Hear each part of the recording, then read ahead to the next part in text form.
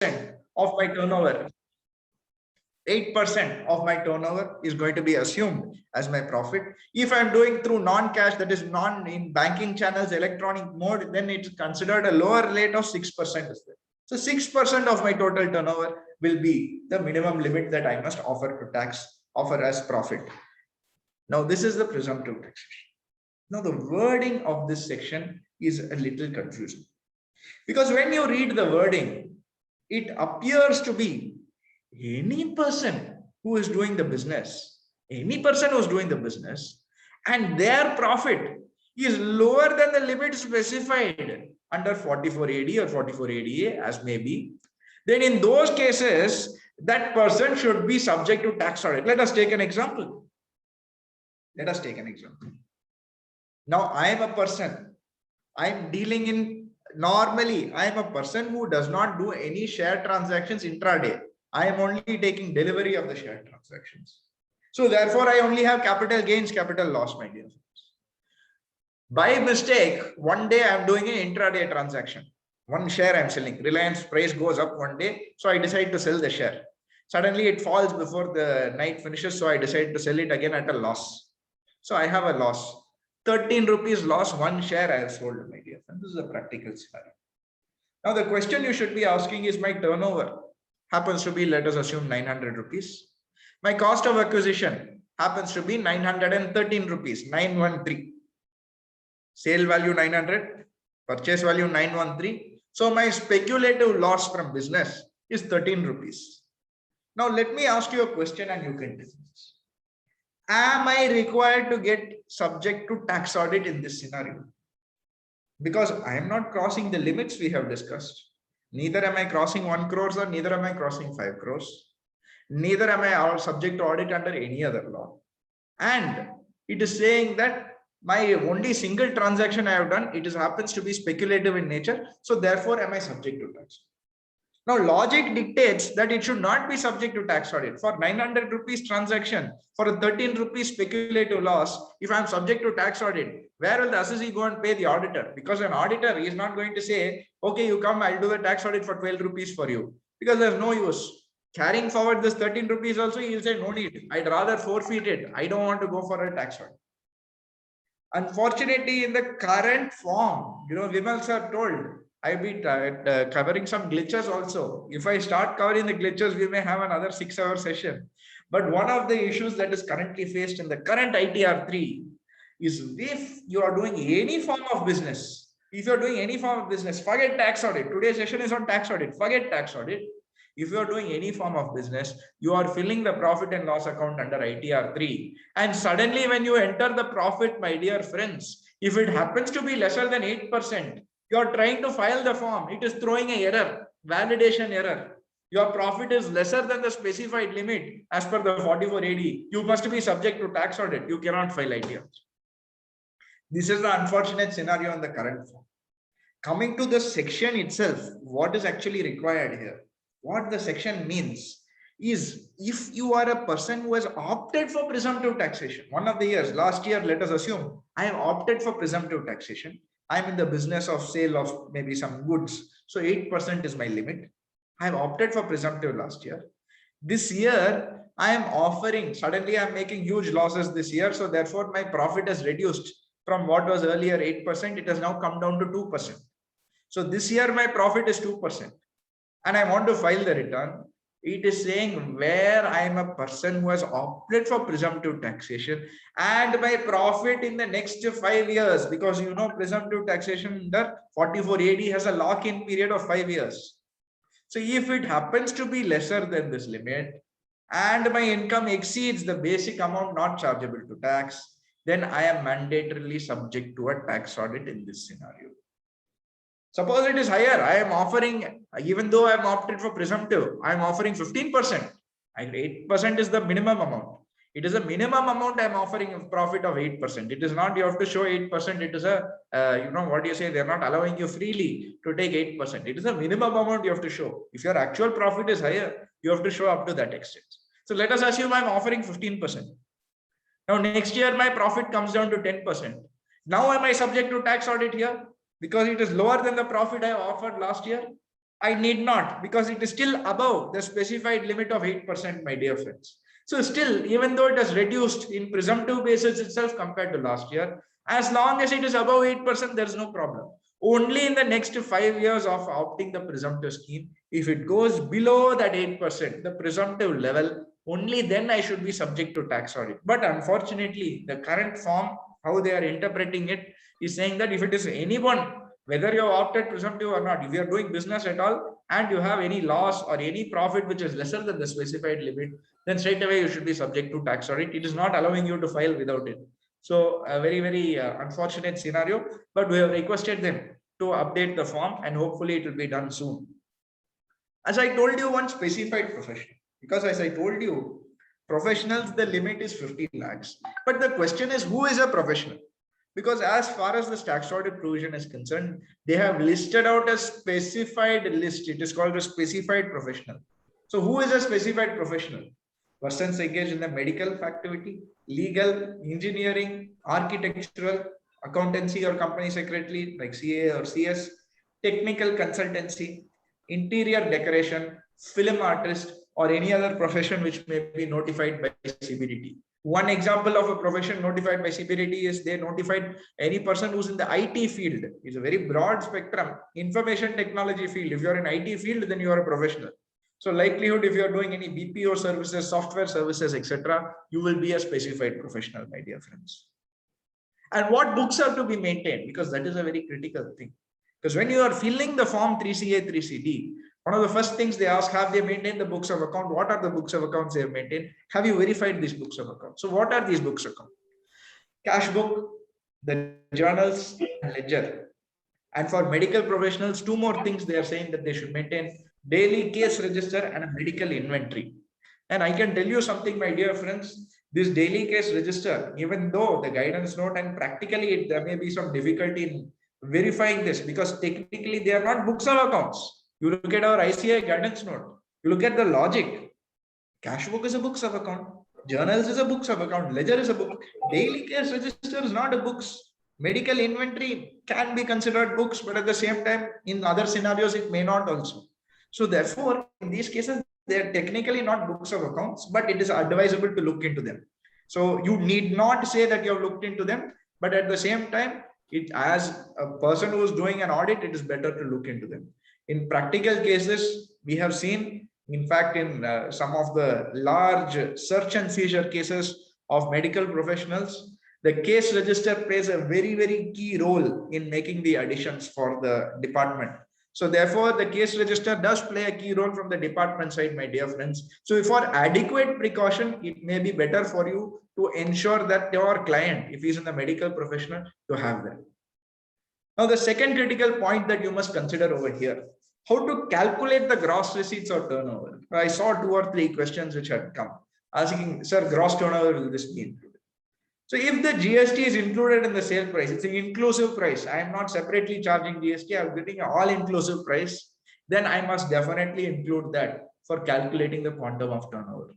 The next point is, what if there's a discount allowed? I'm raising a bill, and on the bill, I'm saying if you make the payment between so and so date, I will give you a discount of 10%. So you are making the payment, I'm giving you a 10% discount. I'm notifying it in the bill. So do I have to take the gross value or net value? I can take the net value. There is no problem.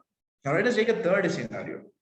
Now let us assume I happen to be doing a transaction with Adira, and Adira is an excellent negotiator. So I say, okay, Adira, I'm going to sell you all these goods for 100 rupees. And Adira says, okay, I will buy it for 100 rupees. Then I'm going to deliver at her place. I'm delivering it. I'm waiting for the collection. She says, yeah, I'll give you only 95. I said, no, we have agreed for 100. So, no, it's okay. I said, no, I've already raised the bill as 100 rupees. He said, no, I will pay you only 95. If you want, you take it or you take back the goods. So I say, okay, fine, madam, you give me 95. So she gives me 95. So this is what we know as a cash discount, and it's very commonplace. Now I may record this as my P&L as a debit balance, or I may record it in my sales side as a net sales of 95 rupees. Now here's the question. Do I include this for the purposes of turnover? So unlike in the earlier case where the discount is recorded on the bill, where it is not recorded on the bill, where it is a separate cash discount that you are giving, that will not be excluded. So therefore, the price for the purposes of calculating your gross turnover will be 100 and not 95 in this scenario, my dear friends. What about in case there are any sales returns? Then definitely you can net the sales return against your sales when you're calculating your gross turnover. What about in a speculative business where you're trading in derivatives or shares? It's a very interesting point, because when it comes especially to derivatives, my dear friends, the transaction values are very, very high. Almost every transaction runs into a few lakhs. And if you take larger assessees, it may run into crores also. So therefore, the big question is this: the net value of my transaction is only 100 rupees. But if you see the gross turnover, it will run into several crores. The cost of acquisition will be several crores. So only the net value is 100, but the gross value is so high. So in persons who are dealing in derivatives or transactions which are speculative in nature, there is a tendency for the gross turnover to run into several crores, but the net either be a loss or very, very low profit is a very common thing. So our ICA have issued very, very clearly the guidance here. They have said where it is a speculative transaction, then only the net figure needs to be considered as turnover. So I need not go to a tax audit when my profit is 12 rupees and my turnover runs into several lakhs, but my cost of acquisition also several lakhs. I need not go for tax audit. As far as I'm concerned, my net turnover only I need to take over my gross for the purposes of calculating my turnover over here, my dear friends. So similarly for derivatives, it is also the net figure, or what we call the total of unfavorable and favorable differences which are there, that will be taken, or what we can commonly say net figure will be considered for the purposes of turnover. However, for delivery based transactions, in a speculative and derivative transaction, I don't take physical delivery of the shares. I don't take delivery of the shares. I am only betting, or I'm only transacting on what is known as what is the net differences over here, because I have not taken the actual delivery of the shares. Where I'm taking the delivery of the shares, then that you have to take as the gross turnover. Even if I'm holding it only for 2 or 3 days, it does not matter. I will take it as a gross turnover, even if I'm in the business of shares, even if I'm trading in the business of shares. So certain conditions are there when it comes to the ethical code of conduct, not something we are a big fan of as a student or a young member, but I think most senior chartered accountants will all tell you this is probably one of the most important aspects of doing your tax audit, because they don't want to not only tax audit, your statutory audit also. Concerns of the ethical code is of very paramount importance, even though it does not have a bearing on the audit itself. It has a bearing on your profession. So what are the key points when it comes to your tax audit? Do I have to communicate to the previous auditor? Yes, I must mandatorily communicate. If last year the tax auditor was a different person, even if I'm the statutory auditor, I have already been appointed the statutory auditor. I am currently the statutory auditor of the company, and I have written no objection certificate, everything I've got. Now suddenly 6 months later, tax audit is coming. Do I have to send a separate letter for tax audit? Yes, I must mandatorily send a separate letter for a tax audit. Even if there's a scenario, let us take a scenario now. I'm the tax auditor. Statutory auditor is some other person. So should I write to that statutory auditor? Every year I'm doing the tax audit. Every year X is doing the statutory audit.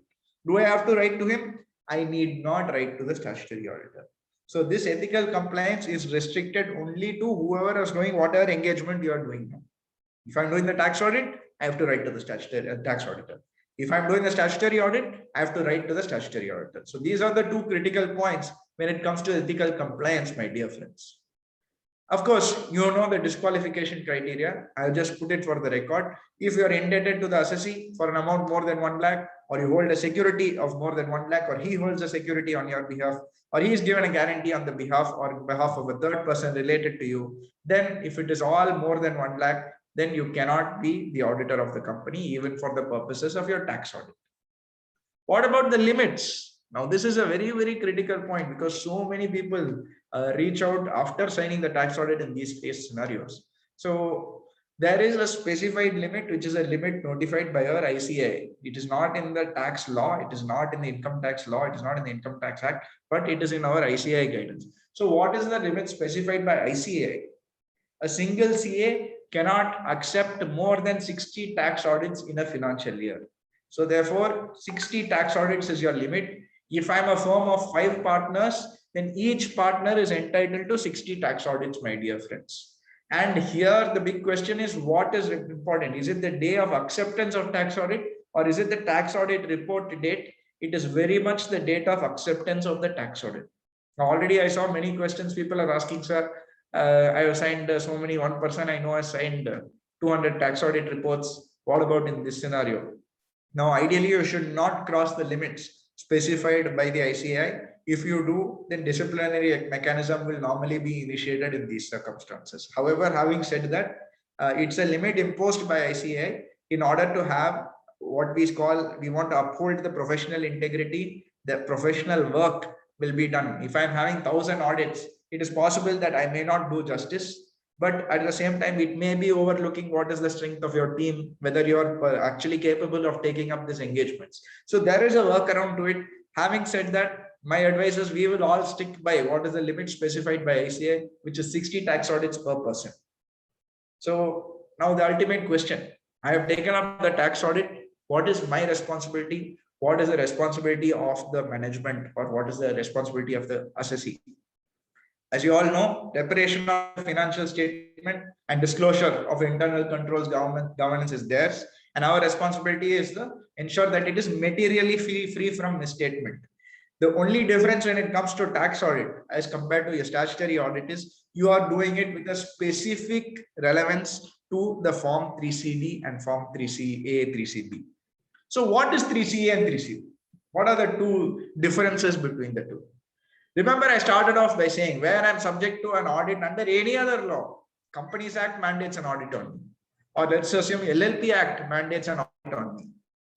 Then in these cases where I'm subject to audit under any other law, you forget income tax law. Income tax law has the turnover limits criteria up to 5 crores, up to 1 crore. Professional means 50 lakhs. I'm not triggering that. But because some other law ensures that I should get an audit done, then in those cases, I need to file under 3CA. In all other cases, I'll be filing it under 3CB, my dear. So that's a fundamental difference between the two. So now, let us assume all the basic work, compliance work, understanding the applicability for your clients, all of this work you have done. Once that is done, the next step, you have to start the audit itself. So now that's the big question. How do you get started with an audit? I'll never forget the early days when I was sent for my first tax audit and I landed in the client's office. I was so confused and clueless what to do, because we did not have a training at the time as to how you should do a tax audit. So keeping that in mind, I thought I will share a few practical issues as to how to start. Some of you may be doing a tax audit for the first time.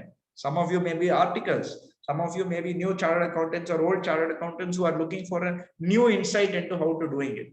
So how do I start executing the tax audit, my dear friends? Now, the first things that I want you to do is the key documents you need to collect. These are going to be very, very critical. And very often these are missed out because this is a new development. Few of these are a very, very relatively new development. It is not there in the traditional tax audit practice. First thing is your 26AS. You know, earlier the 26AS was meant only for following and whatever tax is being deducted, etc. Now your 26AS has a whole variety of information. Your specified financial transactions or SFT gets disclosed in your 26AS. Your GST taxable turnover gets disclosed in your 26AS with the month-on-month breakup of the taxable turnover. So when you are given all this information, my dear friends, you must ensure that you have to reconcile the same, because these details are available at the face value of the department. And our friends at the CPC, you know, they are very, very happy to pass an order, make additions based on the 26AS, even if you have all the other information otherwise also. So reconciliation with the 26AS is the priority. Whether you are doing a tax audit, a normal return filing, doing your reconciliation with your 26AS is the first priority you must always do. Now, the second thing, I don't know how many of you have visited the compliance portal of the income tax department. Now, the current scenario, visiting the income tax website itself is a difficult challenge. But there is a compliance portal that the income tax has. where a lot of information about the assessee is available in the compliance portal, my dear friends. Now, in this compliance portal, there are a few challenges which people will face. It has information about all kinds of transactions your assessee has. It has information about what is the savings bank interest, what is the FD interest, what is the other income that the assessee has earned. It even has details about what are the transactions he's entered into beyond a certain specified limit. For example, I have made purchases worth 10 crores from one particular vendor. It will be there in my compliance portal, my dear friends, whether you know it or not, it is very much available there. So why am I asking you to look at the compliance portal? Once again, the compliance portal is a record of information that the income tax have collected from various sources, or what they call the 360-degree profile. They have tried to collect it. Now, this 360-degree profile need not always be right. There could be mistakes there also.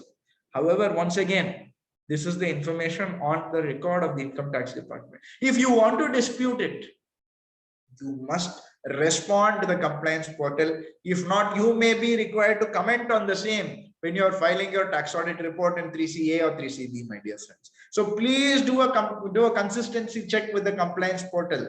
On the transactions which are notified in the compliance portal, ensure you specifically check on those amounts, because those amounts will 100% be checked by the income tax, either by the automated system at CPC or as may be notified by your assessing officer or your assessment unit under the faceless assessment scheme. Either of the parties are going to check on those persons, those transactions, without a doubt. So ensure when you're doing the audit, at least those transactions you don't miss out at all, my dear friends. Now the third point, very, very important one, get the cash book or the cash ledger. We all know multiple transactions, 40A3, 269SS, 269ST. All of these things are very, very important when it comes to your tax audit report, which I will be covering shortly. So therefore, one of the critical things is the cash book, checking the cash balances, because in all your faceless assessment schemes, whatever notices are being issued, asking for the cash book is a very, very common tendency now. In all the notices which are coming these days, these are very, very commonly asked data. So ensure you also verify the same. You can get it through Tally or whatever software the client is using. Download it in Excel format, do a filter and check whether it crosses the limit. It's a very simple exercise, but you can immediately check whether they are crossing the transaction limits, yes or no. Do a movement analysis. Now, normally you will do this in the statutory audit, but you may have clients where you are doing both audits together, or maybe you are not done a statutory audit, you are only doing a tax audit for them. So in this scenario, take the balance sheet, do a movement analysis. Why this movement analysis is important? Let us take a scenario. I have, for an assessee, a loan. He has taken loans from somebody, so he has to return this amount. It is there in the balance sheet as a liability. So X amount of loan I have taken from party A. Now this X amount, let us assume that amount is 10 lakh rupees. When I see that amount this year, that amount has reduced to 8 lakh rupees. That means naturally either I have made a payment of 2 lakhs or they have waived a payment of rupees 2 lakhs for. So if I do a movement analysis, then I can go into each ledger individually to ask pointed questions, because 269SS, 269T, 269ST, all of these conditions may be triggered, my dear friends. Even 43CB may be triggered by the simple movement of 2 lakh rupees from last year. So therefore, take all your balance sheet items, or at least the major balance sheet items, do a movement analysis through each schedule, account wise, try to do a movement analysis, find out which are the critical ones and ensure you test the movement. In fact, if you're using Tally or client is using Tally, you will get a proper movement ledger itself. If I select a particular ledger account, I can see what is the movement, opening balance, number of debits, number of credits, and the closing balance. If I see this, I will know the proper movement. So even if an assessee has a loan amount of 10 lakhs due to somebody last year, this year also 10 lakhs, it is highly possible during the year I have repaid the entire 10 lakhs, and once again from the same party I have taken a further loan of 10 lakhs. So therefore this has to be specifically reported, my dear friends. If you see the 269 SS and 269 T criteria, they will say you have to record what is the highest value during the year, what is the lowest value, has there been any repayments. So even though the balance remains the same at the year end, the movement plays a very, very critical role for the purposes of reporting. And being an audit, which you are certifying and you are attesting, or whoever your principal is, your chartered accountant is certifying and attesting, you must ensure that you do the bare minimum to ensure that you're reporting correctly, at least, my dear friends. So now let us come to 3CA. So what are some of the critical points that you must consider when it comes to 3CA, my dear friends? As you're aware, your 3CA and 3CB is what we call the auditor's report, whereas 3CD is a report on the information about the clients. So in your 3CA, 3CD, 3CB, significantly the details sought for are fairly simple. Name of the auditee, what is the business that he is in, whether he is a person whose address is the same as last year, has there been any change in the address, how many branches he has. All of these details are asked for when you are filling the 3CA, my dear friends. Now here there are few very, very important points, because I see very often articles tend to fill the 3CA, 3CB, and it is verified by the chartered accountant later. So what are some critical conditions that you must consider over here? If you are auditing a proprietor, so let us assume I'm auditing Kanagaraj sir's books of account, and he has a proprietorship business. So he has a proprietor business. He is running a gym. So his business is called Total Fitness. He has a business. It is done in the proprietorship model. So here, let me ask you a fundamental question. He is a proprietor, which means he doesn't have a separate PAN number for his business. Can you tell me if I am auditing Kanakaraj's book of accounts, or am I auditing Total Fitness books of accounts, my dear friends? Now, here is a very, very critical point that you must note. If you are doing for a company, partnership firm, or any other business, you will know that in those formats of the business, that entire entity is meant only for that.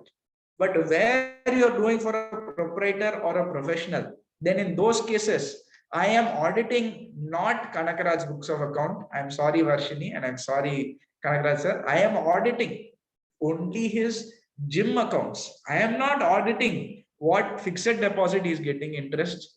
I am not auditing what salary income he is getting. I'm not auditing his capital gains. I'm not commenting on all of that.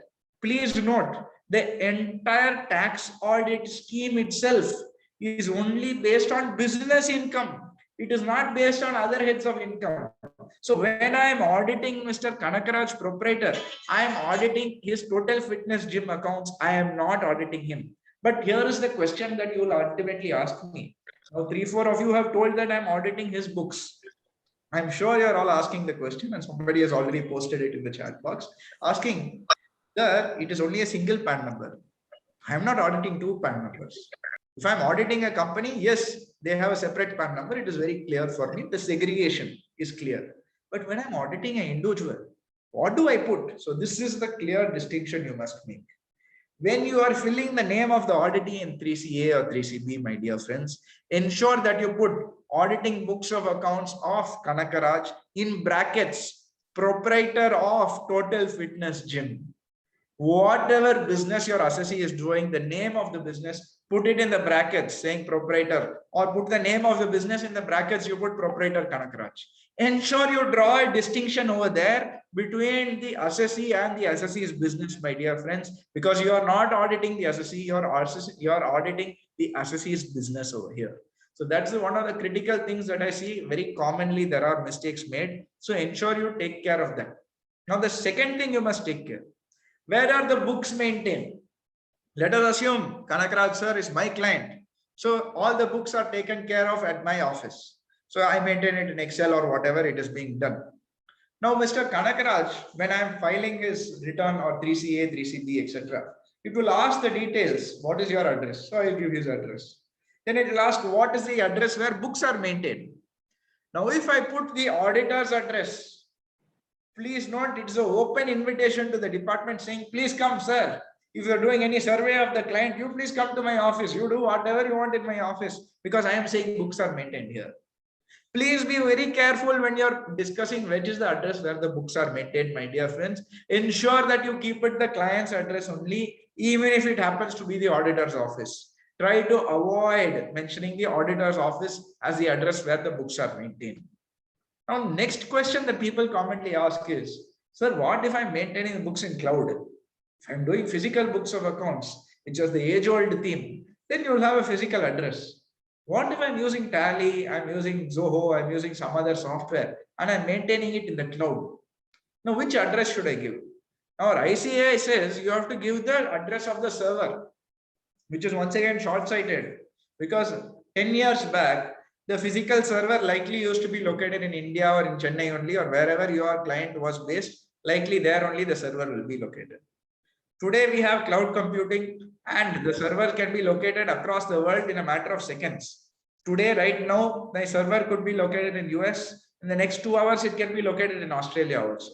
That is how things are. So if I have to put the address of my server, it might change between the time I fill it and I file the tax audit report itself.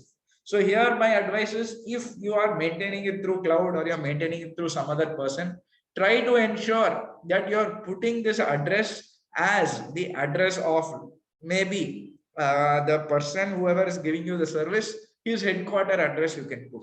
So therefore, if it is Tally and the Tally headquarters happen to be Delhi or Bombay, then you put whatever is the Delhi address or Bombay address, my dear friend. That is enough. So you need not put the server address as may be given in the guidance note of the ICAI, because the likelihood is it will be wrong. So now let us come to the critical clauses of your Form 3CD. What are the details you need to be correcting? What are these clauses? What are the critical points to note when it comes to these clauses of your 3CB or 3CD, my dear friends? You see, the first nine, the first 9 clauses are fairly straightforward. It is once again the details such as name of the assessee, what is his address, what is his permanent account number, what are the status, etc. All of these are pre-filled information, likely they'll get covered. Then you ask clause number 10, 11, and 12. They ask what are the books of accounts he maintains. So you have to say these are the books he maintains. Let us assume it is a cash ledger, journals, all these details, whatever we discussed earlier, and what you have examined, you have to fill in. So from clause 13 onwards only, the real, the meat will come. So what is clause 13? The clause 13 will ask what is the method of accounting followed. My dear friends, you are aware commonly there are 2 methods over here. There is the cash system and there is a mercantile system of accounting. Traditionally speaking, for professionals, you tend to follow cash system. For others, you can do either. Now, the question a lot of people raise at this point is, if it is a company, do I have to compulsorily follow mercantile system, or do I have the option of going for the cash system also? Now, here, the Income Tax Act allows you to do either cash or mercantile. They give you the option. They are not saying that you must do mercantile only. However, the Companies Act is very clear. They say you must follow accrual system.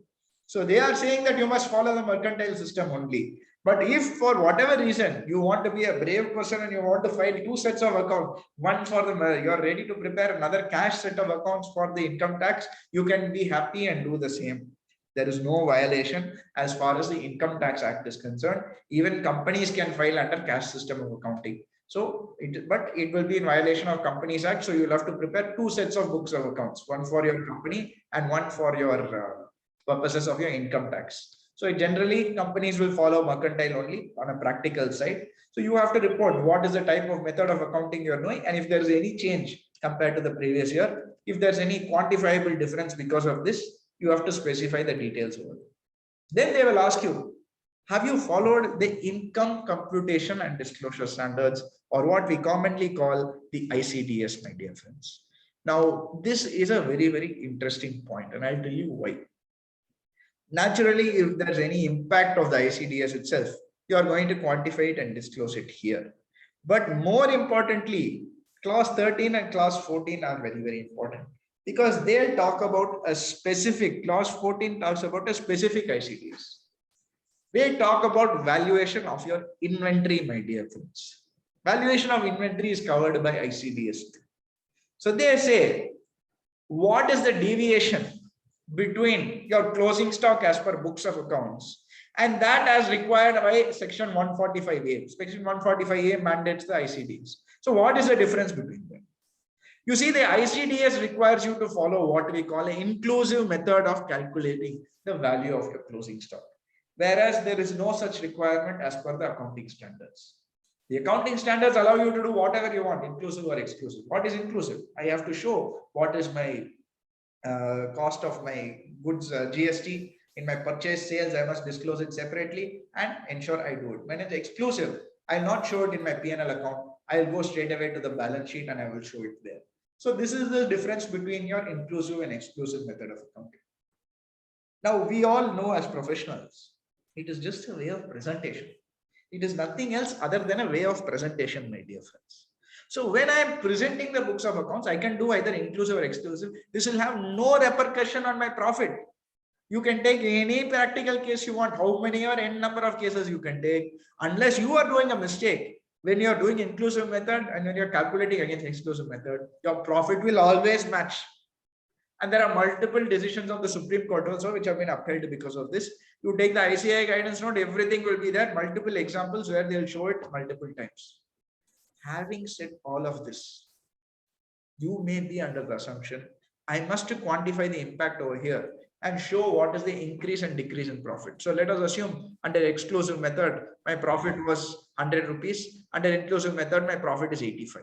So I will say increase in profit is minus 15, decrease in profit is 15. So net anyway 0. So if you look at the income tax form, the 3CA and 3CD, the 3CD asks you to specify what is the increase in profit, what is the decrease in profit. So you will put the same amount. Increase will be this much, decrease will be minus so much. So you will net it out, it is effectively 0. If you do that, my dear friends, you are not wrong. But the CPC or friends of the CPC, they are straight away going and making an addition. The faceless assessment, they are making an addition. I am handling multiple number of appeal cases purely on this point, where they don't understand what is this inclusive method, exclusive method. They are seeing that there is a change in the valuation here as per ICDS. They are just straight away making an addition because you have put it in your 3CD. They are not even applying their mind, my dear friends. So here what you should do, your advice is as to this point is concerned. Where your inventory valuation is changing because of inclusive, exclusive method, ensure in your 3CA, in your tax audit report, when you are filling your tax audit report, ensure there will be a comments called other comments. Is there any specific points that you want to share as an auditor? At this point, ensure that you make a mention saying that there is a movement in inventory. This movement is because of the inclusive, exclusive method. It has no bearing on the profits. And ensure as an auditor you put that. We may think that yes, it is disclosed here, everything is adequate. But the way our assessing officers, the way the CPC is behaving does not warrant that. So any students or young members who are listening, ensure in your other comments in your 3CA or your 3CB, you have to specifically mention on this point that there is a movement, but it is purely because of inclusive versus exclusive method. There is no impact on the profit. So you have to ensure that you bring that out in your audit report, my dear friends. Now, let me ask you another question. Now, we have come to the stage of disallowances, etc. So we discussed on presumptive taxation earlier. Let us take a practical scenario once again. I have opted for presumptive taxation. So therefore, let us assume my turnover is 100 lakhs. So 8% of that, it becomes 8 lakhs is my presumed profit. While you are doing the audit of my company, you happen to find that I have a GST payable at the year end. And even at the time of filing the return of income, I have not paid such GST. And the value of the same is 10 lakh rupees. Can you tell me now, when I have followed presumptive taxation, you are saying that GST payable is there, 10 lakhs is the amount. So what should the profit be? Is it 8 lakhs because I followed presumptive taxation? Or is it 8 lakhs plus 10 lakhs which you are disallowing under 43CB, my dear friends? Here is the critical question, where disallowances shouldn't be accounted at all when it comes to your presumptive taxation. Please note, presumptive taxation assumes that all your expenses and all your disallowance have been accounted for. So therefore, it is only net of everything that your profit is 8 lakhs. So therefore, you can take a view that 8 lakhs is the profit, not 18 lakhs, because you have followed presumptive taxation, my dear friends. That is the big benefit of presumptive taxation. You can avoid going through all these hassles of doing the calculation. Now let us come to the next important clause, which is clause 17, because in between you have clause 16, that is just asking the breakup of any amounts not credited to the profit and loss account, which are following in the scopes of section 28, any escalation claims, capital receipts, etc. Nothing very substantial. Clause 15 deals with capital assets converted into stock in trade. Very straightforward. You have to just furnish the information. What about this clause 70? Why is it important? Again, this is a straightforward clause. What is clause 70? We are all aware of section 50C. What is section 50C? I am a seller of any immovable property. I am selling a land for 50 lakh rupees. The guideline value happens to be 60 lakh rupees. Then I am forced by section 50C to offer 60 lakhs, which is the higher of the sale consideration or guideline value, whichever is higher. I must offer it as my sale consideration for the purposes of calculation of capital gains. Similarly, 43CA is there where I'm doing a business. If I'm in the business of real estate, I am in the business of transacting in immovable properties, then any sale that I make, which is varying from the guideline value or lower than the guideline value, then I'm mandated by the Income Tax Act to offer at least the guideline value as the sale consideration, my dear friends, even in my profit and loss account. So that is what 43CA and 50C does. So it asks you here to disclose certain aspects about the same. Now here I have a point to discuss. The point is this, as I told you earlier, we are not auditing Mr. Kanakaraj. We are auditing the books of total fitness, the proprietorship, ownership of the business run by Mr. Kanakaraj. Similarly, I also told you, we are auditing the head of profits and gains from business and profession. We are not auditing any other head. So if they're talking about 43CA, which happens to be in your PNL, then yes, sir, fine. I am happy to give a declaration. But the department should not be asking us details to give on our audit report about section 50C, because I cannot audit beyond the profit and loss account. Why am I forced by the form, by the format of 3CD? I am being forced to check what is the other income of the assessee outside of his business. So here I am required by law to comment on 50C. And this is another interesting point. If you can get the details from the client, please get it and furnish it. There's nothing wrong.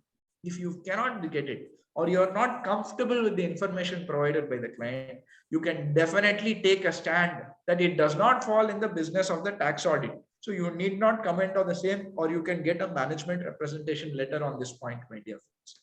So this is the important thing, because it is outside of your profit and gains from your business and profession. Another very commonly asked question, I already saw 3 or 4 questions came on this in the chat box. Please explain, sir, on contribution to PF ESI. Okay. We all know contribution to PF ESI has 2 parts. One, you have the employer's contribution to PF. Another, you have the employee's contribution to PF. So when you are paying somebody a salary, you deduct from the salary certain amount. Part of the amount is their contribution. Part of the amount that you are giving is your contribution to their PF, their ESI. Now, this contribution to PF and ESI has 2 separate sections that deal with it. Because one, you have the employer's contribution to PF ESI and you have the employees. Let me discuss one practical issue over here. See, when it comes to your employer's contribution, it is covered under 36(1)(5)(e), where we are saying, suppose I am delaying the payment. Every month, the next month I must remit it by the 15th of the following month, my dear friends. By mistake, one day I am delaying it. On 16th, I am remitting it. They are saying, sir, employer's contribution is covered by section 36(1). So you have time till the due date of filing the return. So even if I am delaying it every month, April, May, June, July, up to March, every month I am delayed it. I have not paid it even in April. They are saying, sir, you have time to file return up to July, or in this case, you have up to September or October. So therefore, you wait till then and you can pay it. You can pay it on the last day also, and you can claim it as an expense. No problem. Great, sir. Very clear. But this is the critical point. When it comes to your employees' contribution to PF, it is covered by Section 43 CB. Now, Section 43 CB specifically states as follows: where the assessee has to make a contribution under this section, then it has to be paid within the due date as per that respective act. If it is not paid within the due date, you cannot claim a deduction at all. Now, in employer's contribution, I have given time till the due date of filing the return of income, even though it is several months after the due date as per that act. April 2020, I should have paid by 15th of May 2020. I am now sitting in August 2021. I am making the payment of employer's contribution to PF and I can claim it as an expense, no problem, allowed by law. But when it comes to employees' contribution, they are saying you must make it within that due date itself. If you don't make it, you can never claim. Now, you please tell me, my dear friends, when you are remitting PF ESI, do you remit employee share separately and employer share separately, or do you normally remit everything together? Any normal business, what would they do? Would they say, today we'll remit employees, tomorrow morning we'll put employers? Or do they normally remit everything together? See, always, as rightly pointed out by everybody in the answer box, any sensible businessman is going to remit everything together. They are not going to do it separately because effectively they are the same transaction. You do not try to distinguish saying employee, you just contribute what is the figure should be remitting and you remit the same. Now 43 CB till across the country, which said that practically nobody remits PF ESI separately. They do it always together. So all the courts took a universal stand saying, let us be liberal. Let us be liberal. Let us not penalize the assessee. As long as he is remitted, whether employee or employer share, we don't care. As long as you are remitted within the due date of filing, please claim the deduction because practically we cannot distinguish between the two. Now, this was the stand for multiple years. Department will keep on raising an issue. Whenever you file your tax audit report, whenever you file the returns, they will say, no, you must disallow. We will go on an appeal and we will win the case. So traditionally, this was what was being done. This Finance Act on February 1st, 2021, Honorable Finance Minister announced saying that this is now a clarification we want to bring on 43 CB. We have specifically mandated that it should be done before the due date as per that specific act in order to punish the persons who are violating it. So if your company has delayed even by a single day, on 15th I should have done, on 16th I have done it, even single day means the entire employee share of PF, whatever you are claiming, that share will be disallowed, my dear friends. You cannot claim that expense. Highly unfair in my view. I do not subscribe to this view.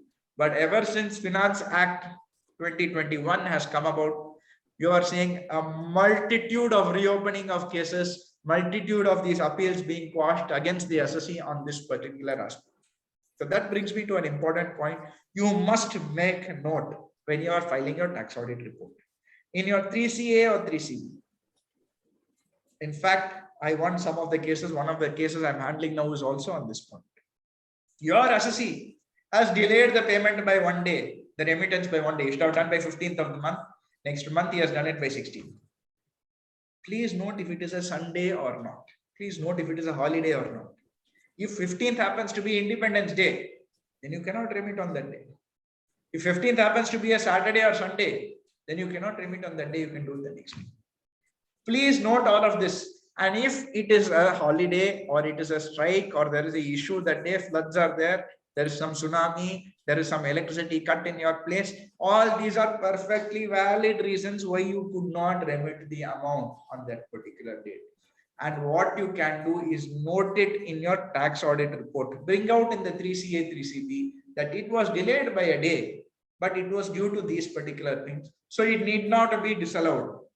Because what they have done, as per the latest Finance Act, If there's any point observed in the tax audit report that can be processed now by CPC, it can be processed by the CPC if it features in the 3CD report.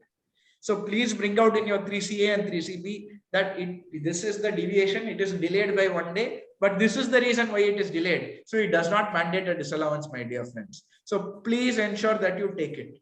Now somebody is asking whether the amendment is a retrospective effect. Karthik sir, I want to clarify here. It is a clarification. Where there is an amendment, then that amendment has only a prospective effect. For example, we saw when it came to real estate businesses, they said that project completion method is no longer valid.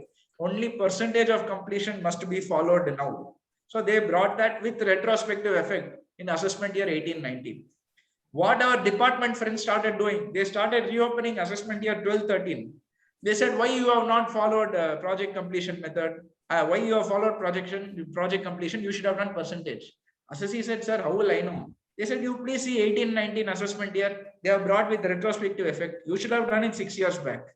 Here, when you went to courts all said, this is stupid.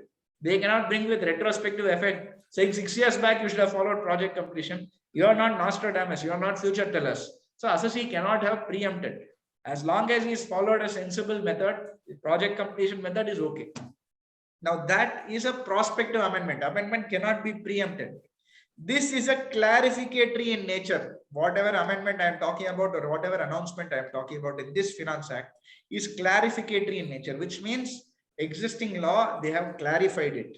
So they have annulled all the earlier decisions by various high courts and the Supreme Court also. And now they have said, if the employee contribution is not done within the due date, then you can disallow the same. So it has a very, very large bearing, Karthik. So it is a clarificatory in nature. It is not an amendment per se. It's a clarificatory amendment, what we call. So now the next point, which is the very, very important clause now. This is regarding your disallowances once again, or what we call certain expenses, which are going to be specifically notified or noted under clause 21 of your 3CD. What is this? You have to specifically notify or record these following items. Where the assessee has any amounts debited to the profit and loss account being in the nature of the following items, then it has to be disclosed in the 3CD report, my dear friends. What are these things? Any capital expenditure, you have to report it. Any personal expenditure, you have to report it. Any expenditure by way of penalty or related to the law or unrelated to the law. Now here, let me take an example. I should have filed my return of income within the due date. I have not filed within the due date. I am levied a penalty for late filing the return of income. Can I claim this as an expense in my books of accounts and claim it as a deduction for calculating my profit? Now here they are very, very clearly telling that you cannot do it. This penalty of 1,000 rupees or 5,000 rupees, whatever it is, I cannot claim that as an expense and then write it off and reduce my profit with the same. So I must specifically disallow it because it is in violation of a law. Now let me take a second scenario. I am doing a contract with one of my vendors. My vendor is saying, I must make the payment to him or I must supply the goods to him. The buyer is saying that I'm selling the goods to him. He's saying I must supply to the goods to him within 100 days without fail. So on the 102nd day, I am supplying. Because of the 2 days delay, he is putting a penalty on me, which I have to pay him. Let us assume 10,000 rupees. I have to pay a penalty because I have delayed. So 5,000 rupees per day, 2 days delay, 10,000 I am paying as penalty. Is this penalty payment that I am making related to any law? It has no legal repercussions. This penalty I am paying is purely contractual in nature. It is not in violation of a law. It is in violation of a contract. So therefore, in these cases, these penalties can be allowed. It can be allowed as a deduction, my dear friends. You need not disallow the same. You can happily claim that as a deduction and file the return of income or not disclose it in your 3CP, 3CD. It is not something that requires to be done late. But where I am filing my return late, where there is late fees in the nature of penalty.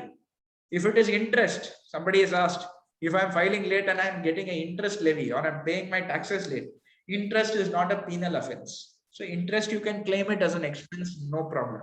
But where the offense is in the nature of penalty, where I'm being penalized by the law, then I cannot claim that as an expense. Now the next point, I specifically skipped this because it's an important one. Expenses incurred at clubs. Now let's assume I am running a business. You take any large company that you can think of. That large company likely has a club membership. Now this club membership, whoever is the CEO or CFO of the company, they can go to the club, they can use the facilities, they can network over there. So this appears to me in the nature of a business. So why they are saying I must report any expenses incurred in the clubs to disallow it? Can you tell me if Abhishek Murali, I am a member of some club in Chennai, maybe let us take I'm a Gymkhana club member. So I am going to Gymkhana club and I want to claim this as an expense. Can I claim it? Is there anything wrong in what I'm doing? Or Victor Grace and Co., my firm, happens to be a member in the club, in Gymkhana club. So whoever is a partner of my firm can go and use the club. The nominated partner can go use the club. Can the business claim it as an expense? In both cases, can you tell me it's allowable? Or in one case it is allowable, in the other it is not? Or in both cases it is not allowable? Very, very interesting position over here. Now, many people have put in both cases it should not be done. Some of you have put that in Abhishek's case it cannot be done, in Victor Grace it can be done. So I get a various number of answers over here that are coming in the chat box, my dear friends. So here's the interesting condition. You see, there is no hard and fast rule over here because the act is very vague. It is not clear. It's saying any expenses you are incurring exclusively for the purpose of business can be claimed as a deduction and can be claimed as an expense for you. Now here the only difficulty is in the first scenario where I am a partner of my CA firm, but the name of the membership is in my personal name. But whatever I'm doing, I'm going to the firm and I'm claiming the expenses, everything I'm incurring for the purposes of the firm, everything is being done only for the business of the firm, my dear friends. So when I'm doing that, I want to claim it as an expense of the firm. The firm is only reimbursing me all the costs. Can it be done?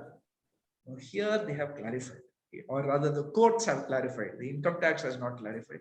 The courts have clarified saying where it is done in the personal name, you must be able to directly postulate the relation of the expense to the business. If it is done in the personal name, it is going to be slightly more challenging.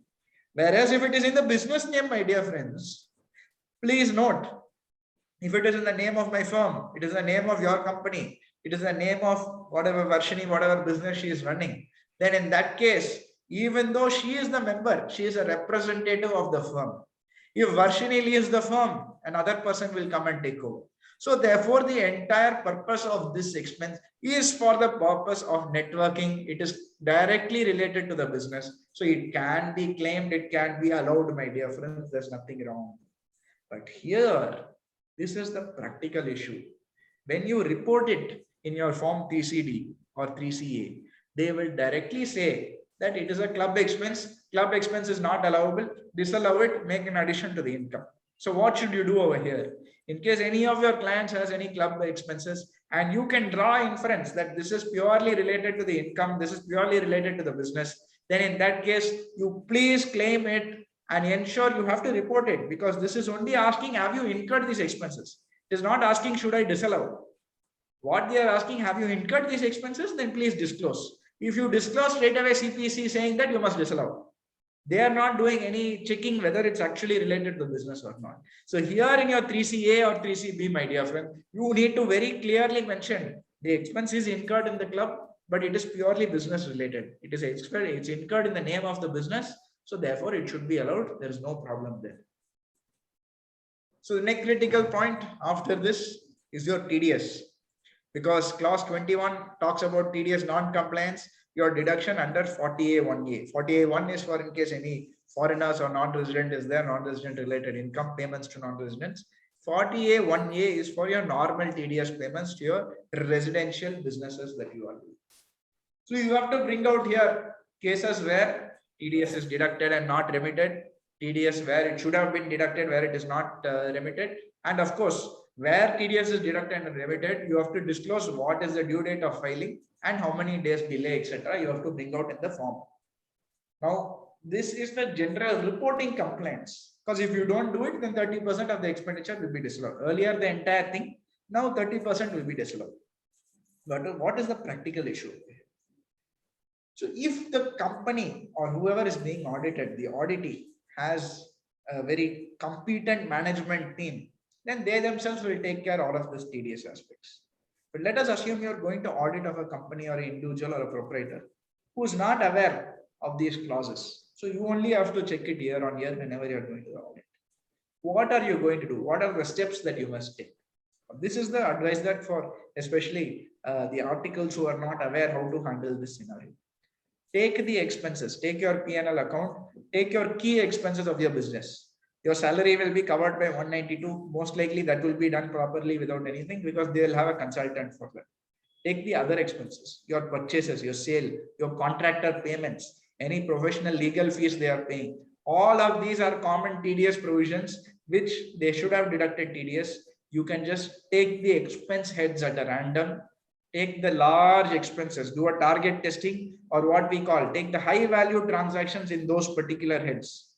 Take those high value transactions and test it out. Read the contract if there's a contract. If there's any invoice, take the invoice, find out the nature of the transaction, establish the nature, and then see if TDS has been deducted on the same.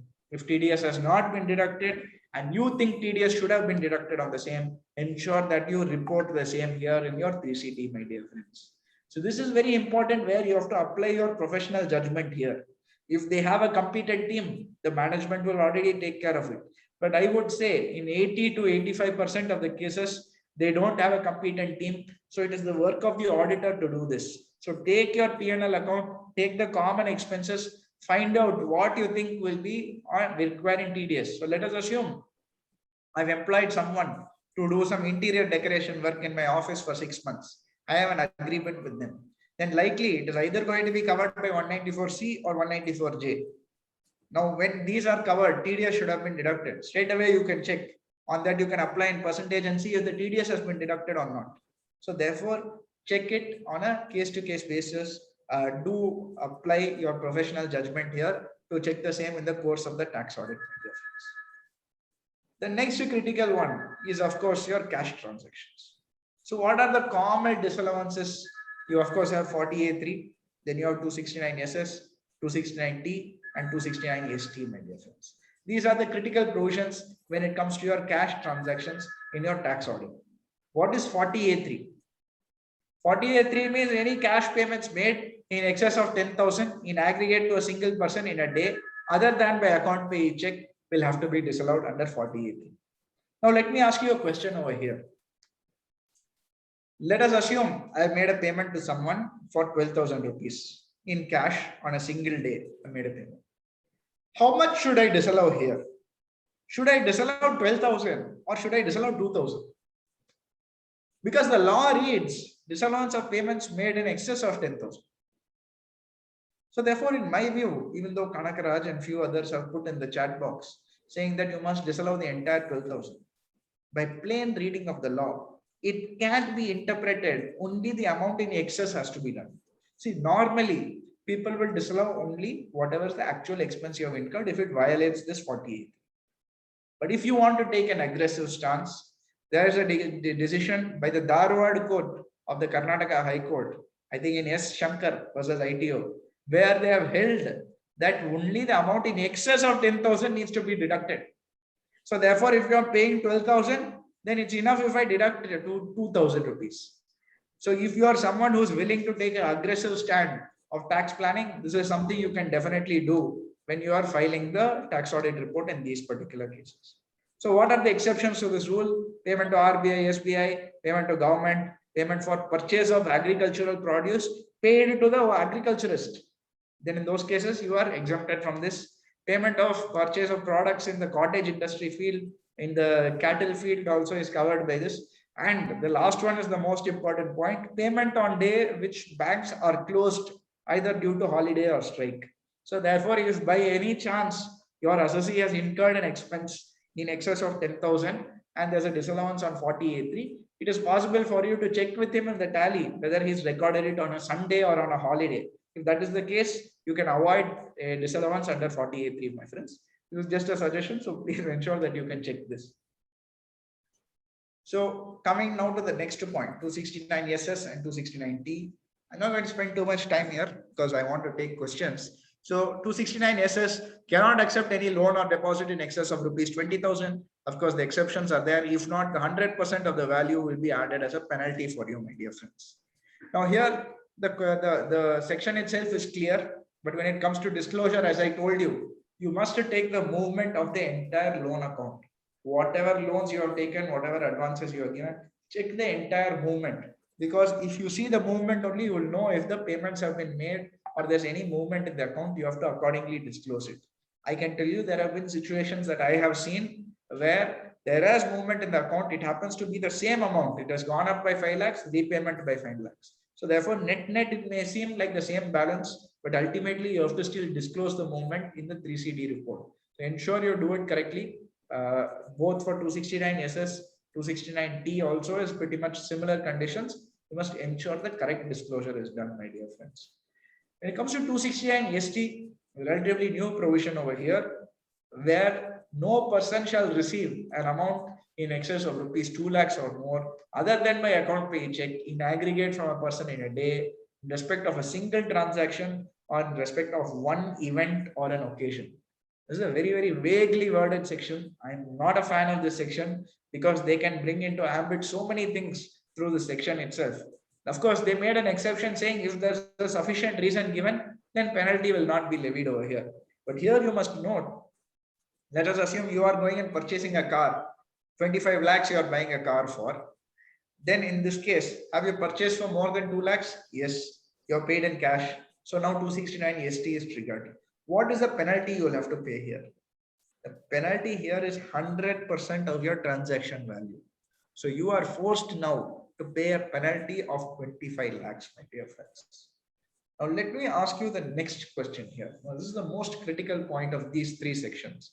Be it 269 SS, be it 269T or ST. I am getting a gift from my father. My father is my relative, and it is completely tax free because he is giving it to me. So he is giving me cash of 6 lakh rupees. Do I have to follow 269 ST? Yes or no? Do I have to pay a penalty on the 6 lakhs rupees that I'm getting in cash from my father? It's a capital receipt, it's a gift. It is completely non-taxable. Under any head of income, it is not taxable. But is 269 ST applicable here, my dear friends? So 2-3 people are saying it is a gift. So therefore it is not taxable. Do I have any different answers? Does anybody want to think anything else? Manish says it is, Srinidhi says no. Manish is saying yes, 269 ST is applicable. Is there anybody else who wants to agree with Manish, saying that yes, it is applicable? Krishna Reddy sir is saying, few others are saying yes. So here, very interesting, there seems to be a duality in the views. Now let me clarify here, my dear friends. 269 SST and ST is outside the scope of your heads of income. These are what we call overarching provisions. So these will overarch all natures of your transactions. It has nothing to do with anything else. So whether I am exempt, whether I'm transacting in agricultural land, whether it's getting agricultural income, unless it is covered by the exceptions given here below, 269 ST will very much be applicable. So even if I'm getting a gift from my father, he's saying it is your birthday, Abhishek, I'm giving you 6 lakhs. It is your marriage. We all know, no? We have all studied income from other sources. Where you're getting a gift in terms of marriage, it is not taxable. So on my marriage day, he's coming and giving me, here, take 10 lakhs rupees as a gift. Here's your cash, 10 lakhs rupees. Is it going to be taxable under 269 ST? Do I have to pay a penalty? Yes, I have to pay a penalty, even though given on the occasion of wedding, even though given by my relative, even though capital receipt, even though not taxable under all heads of income, 269 ST will be applicable. So please note that is the most important point when it comes to 269 ST. It is applicable on all your transactions. There is no restriction on the same. Only the exceptions given below are applicable. So where I've got the gift from my father of 6 lakh rupees, I have to pay a penalty of 6 lakhs rupees under 269 ST, my dear friends. So this is a very, very important disclosure that you'll have to do. Of course, here in the next page, I've given an example of how 269 ST works. I think most people are familiar with it. So therefore, I'm not going to spend time on that. But one more question, I think somebody may ask it also, is it applicable if a partner brings the capital? Now let's assume I am joining a firm as a partner and they are telling me that I must bring in 10 lakhs rupees. So I'm bringing 10 lakhs rupees in the form of cash, my dear. So is it applicable to 69 ST? It is very much applicable. Just like I told you, gift given by the father. In this case, also it is very much applicable. However, if I'm withdrawing cash from the bank, I have a bank balance of 10 lakh rupees. I'm withdrawing cash of 10 lakh rupees on that day. Now, is 269 applicable here? It is not applicable because it's a withdrawal over here. There is no transaction because I am doing it with the bank. So therefore, there's no issue over here. But look at this interesting criteria over here. Now look at the second example in this page that you can see here. I am transacting with the same party where there is an amount payable and there is an amount receivable also. Now I am saying that whatever amount is payable, you set it off against the amount received. Now such a set off is not a receipt. So if it exceeds in 2 lakhs, it appears that 269 ST happens to be attracted because it is not through banking channel. It's very, very absurd. It's a very vague section. If you take the very plain reading of the law, then this transaction will also be covered by it. I don't think that's the intention of the law.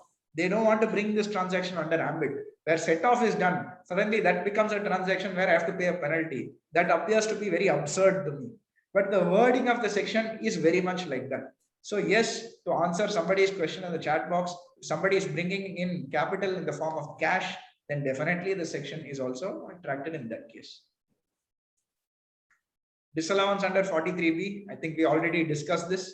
If the following types of expenses are paid not within the due date as specified in that particular act, then you cannot ever claim it. Even if you pay it next year, even if you pay it in the next month, even if you pay after 2 days delay, you can just not claim the same. Taxation of gifts. This is one more section where you have to report on the same in your tax audit report, even though it does not technically form part of profits in the heads of business and profession. Now, this is once again a section where if you are receiving, it is not called gift, it is called what we say for inadequate consideration or for no consideration. You are getting a sum of money or immovable property in excess of rupees 50,000 without consideration or in the excess of value of that much, then that becomes taxable under 56(2)(10). 56(2)(10) is other sources. Why they are putting in the tax audit report is for anybody's question. So they are trying to saddle us with more responsibility by putting in the tax audit report, asking us to comment on income from other sources, my dear friends. So be careful. If those are aspects which you are not aware of or you're not comfortable with, get a management representation letter saying that this is the transaction, I have not entered into it. So 56(2)(10) is not applicable. Get a representation letter to protect your self from any future issues that may come up. So with this, I have come to the end of my session in terms of practical issues pertaining to the tax audit. I hope this has given you insight as to how you need to go and do the critical points. Of course, there are certain other clauses also which are there in the tax audit report, but they are merely for reporting. And most of them, you have to simply report it. It has no other repercussion other than reporting the same. But the critical points that any person has to cover is the following points that I have discussed today. So thank you so much for a patient listening. I saw a lot of questions there. So organizers, is it okay if I read out the question and I take it out myself? Yes, sir. As you wish. Okay. Thanks, Adira. I will do the same. So first question is from Kandevel sir. In a practical scenario, anyone availed the exemption limit of rupees 5 crores?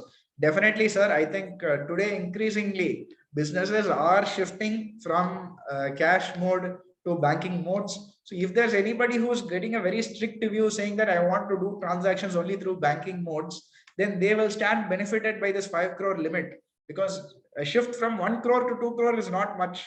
Shifting from 1 crore to 5 crore is a huge difference. So there's going to be a number of businesses which are going to get covered by this.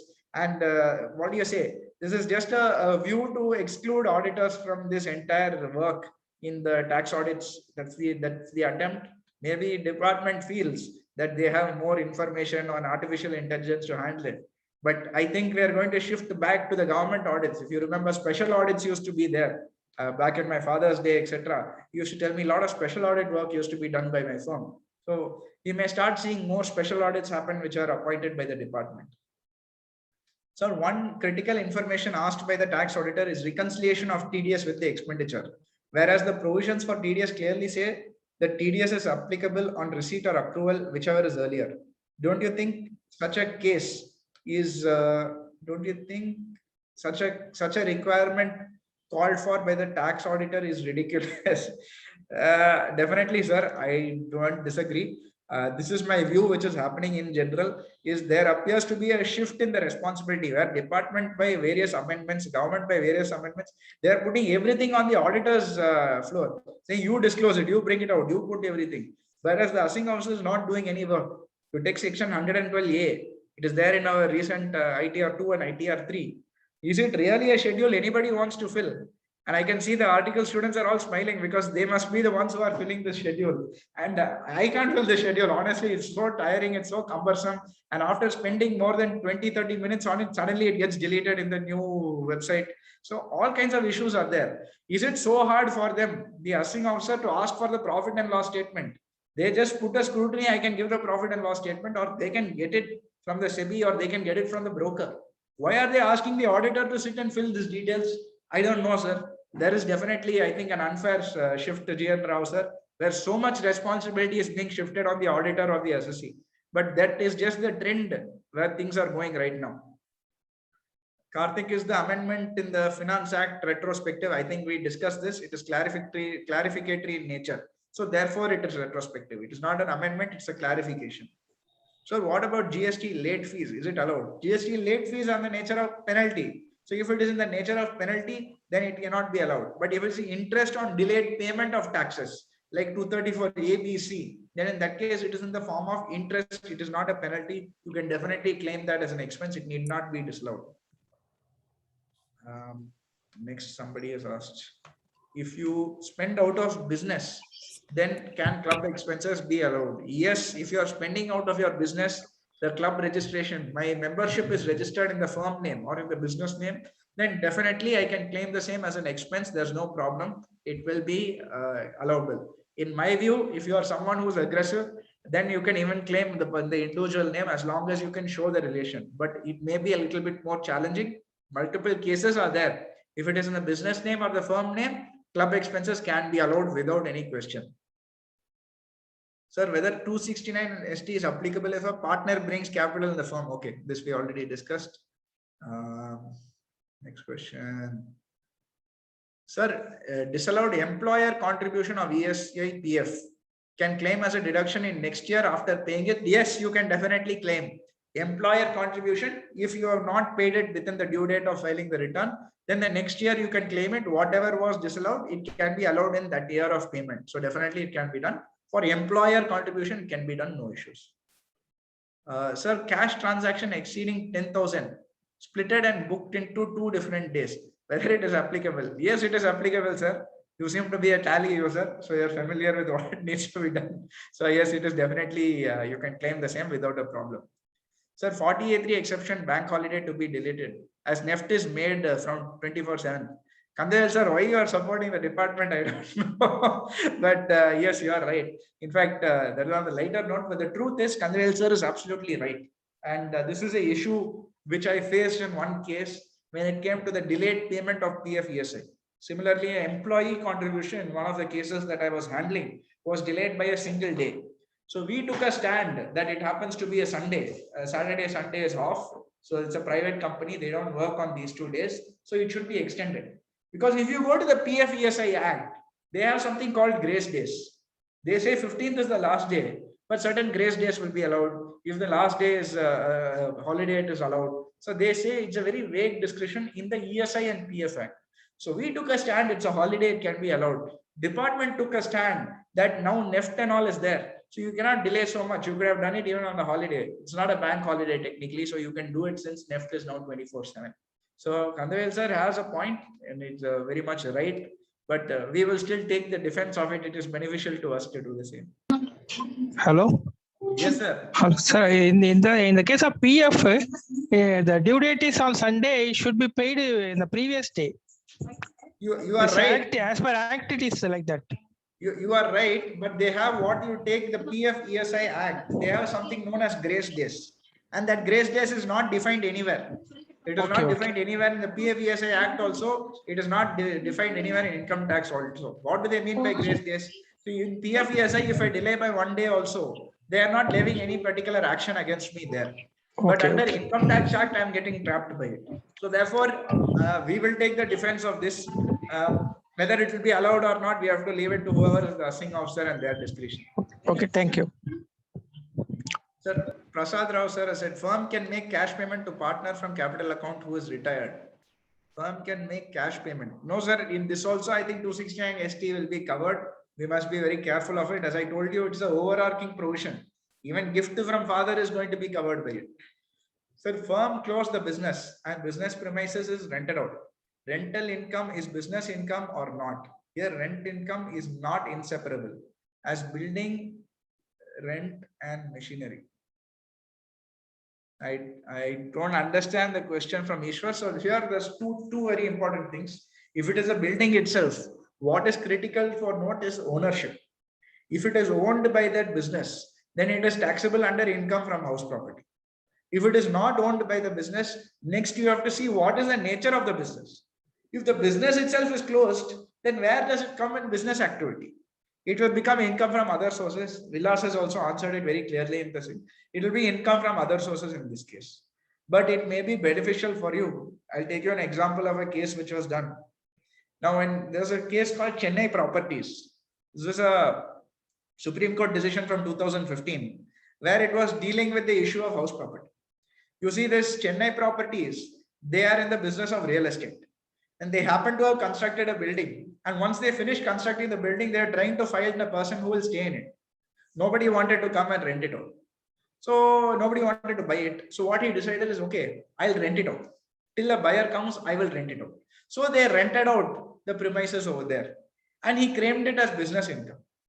Assessing officer said, nothing doing. How can you claim business income? I want to put it as other sources. Because in business, he has so many other expenses. He has advertisement expense, he has construction expense, everything is there. So he's able to set off the income and he's able to reduce his profits. So he's saying, no, it must be income from other sources only. You take 30% standard deduction, but you have to offer 70%. Now this guy went all the way to the Supreme Court, and the Supreme Court looked at the memorandum of association. That is the extent the Supreme Court went up to. So they said the assessee here in the memorandum objects, he has said he is in the business of buying, selling real estate properties and also letting out our house property, letting out properties. So since he is in the business of letting out properties and leasing out properties, it is in the nature of business income. So it is allowed. So you have to see the nature of the business. In your case, you are told very clearly you shut down the business. So where is the question of it being business income? It cannot be business income. It has to be only income from other sources in this case. So property is in the name of the firm, but operations closed. No, there is no doubt about it here, sir. Because if it is house property, if it's a building, then it can be house property. You can show it as an income from house property, there's no issue. But if it is a machinery, as you have said, then it has to be income from other sources only, no question about it. So I think with this, we have covered all the questions. Okay, one more has come, we will take this. Sir, can we transfer cash from bank?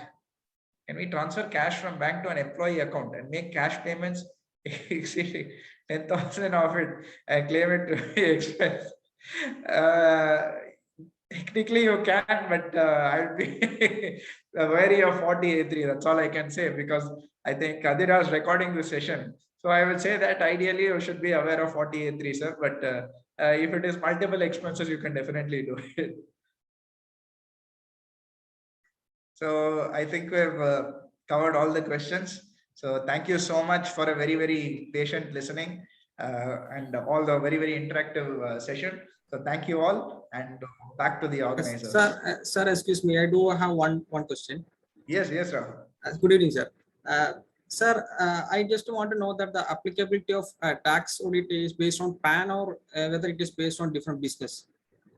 If the PAN holds, assessee is a proprietor and he holds multiple business verticals, and if one the tax audit applicable and for other it is below threshold limit, whether he needs to file tax audit, or he can opt for presumptive taxation? Here you will see the aggregate. You have to aggregate all your businesses together when you are doing your tax audit. So if I'm doing 3 businesses, I'll deliberately, to avoid tax audit, I will say I'm doing 3 businesses. Effectively, they are the same business. And I will say my income from each is within the limit. So here I have to aggregate everything. So the total of my turnover for all the businesses will be taken for that purposes of tax audit. Yes, sir. Thank you. So thank you very much. So over to Adira. Okay, thank you, sir. So are there any other doubts to be clarified?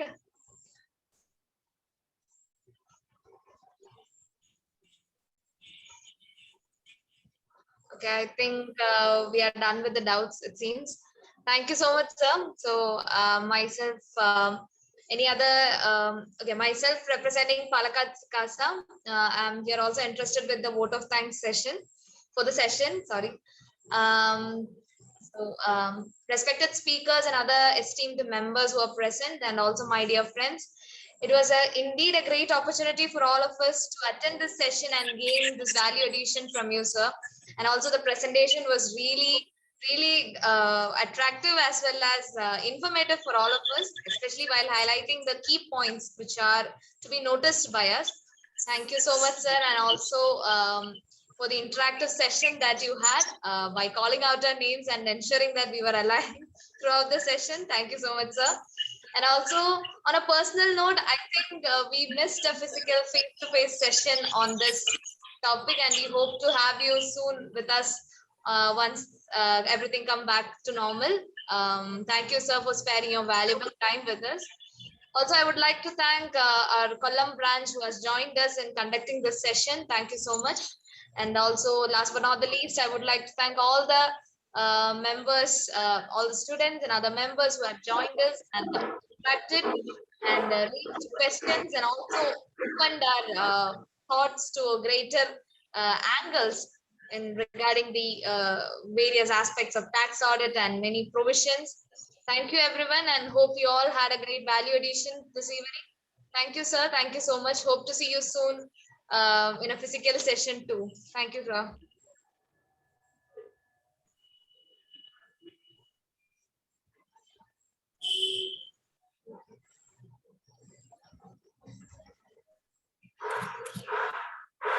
Thank you, everyone. Good night.